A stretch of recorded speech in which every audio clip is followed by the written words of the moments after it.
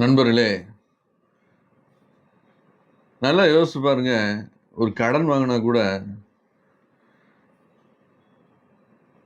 ஒருத்தர்ட்ட ரூ. 10,000 வாங்குறீங்க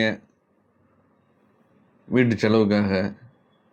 2 நாள்ல காணாம போயிரும். இன்னொருத்தர்ட்ட அதே ரூ. 10,000 கடன் வாங்குறீங்க. 2 நாள்ல இன்னொரு 10,000, 20,000 வந்துரும். அவர்ட்ட தேடி போய் திருப்பி குடுத்துருவோம். இப்ப என்ன?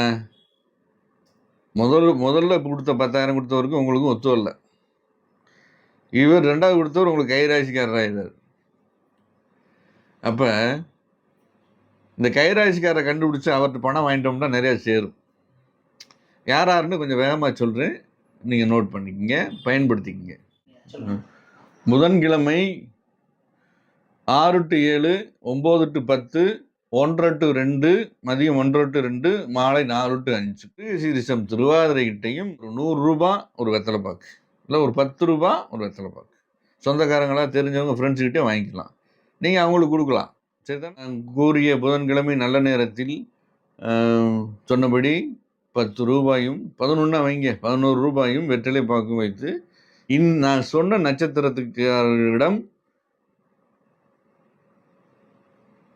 கிழக்கிருந்து மேற்காக வாங்கிக் கொள்ளுங்கள். கிழக்கிருந்து மேற்காக வாங்கிக் கொள்ளுங்கள்.